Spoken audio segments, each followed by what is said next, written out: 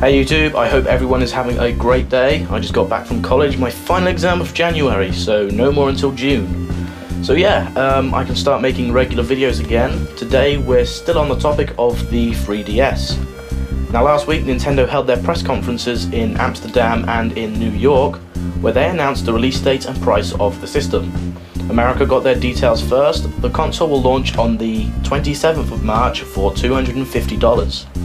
Moments later, Nintendo of Europe announced the console would arrive in the EU 2 days before the US, on March the 25th. Now for those of you who are saying, "Oh NintenDale, you have no idea when things will be released. Since when does Europe get anything before America?" I would like to bring your attention to the DSi, which arrived here 2 days earlier. The DSi XL arrived 23 days earlier. And there's also a bunch of games like Pokemon Black and White, which have or will have an earlier launch here than in the US. So for all of you saying I don't know what I'm talking about, my predictions are pretty darn accurate, as seen here with the launch of the 3DS. Now, after revealing the date, they went on to say that the retailers in the UK could set their own price for the system. At this moment my jaw dropped, and when I went to game.co.uk afterwards, I found the console there for a whopping £230. Bear in mind that the US price when converted to GBP is £155. Now I was very reluctant to buy from there until I shopped around and soon came across a much better deal. Argos are selling the console for £230 as well, but they also include an accessory pack worth £20, and they will send you £60 worth of vouchers to spend in their gaming section. This means you're effectively getting the console for £150, however they require you to pay the full £230 immediately, which is what I have done.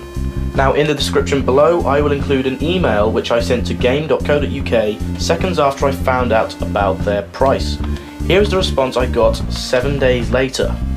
"Hi Dale, thank you for your email. Unfortunately, the publisher is the deciding body in determining the price of the new releases, and therefore can exchange the price up depending upon which market it is being sold in. We therefore recommend you visit the publisher's website to solve your questions. Contact details are usually found on the packaging of the game, but if you have lost any of these details, they can be found on the company's website. I apologise for any disappointment." Now I'll be honest with you, I did not like this response one bit. It was crudely shoved together with no informative sentences at all. Unfortunately, the publisher is the deciding body in determining the price of new releases. Now that is complete nonsense. Millions of people were watching the Amsterdam event live and saw Nintendo announce the retailers could choose their own price. Contact details can be found on the packaging of the game.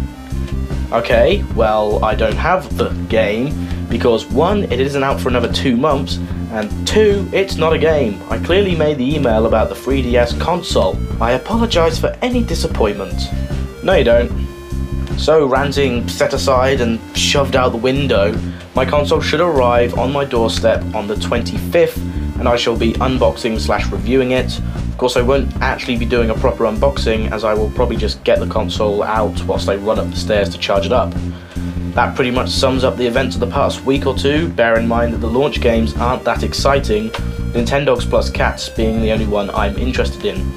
Feel free to post your comments and questions below, and I will answer them to the best of my ability. Don't forget to subscribe if you're watching. I plan some pretty cool things once I get enough subscribers to support it. So until next NintenDale, take care guys.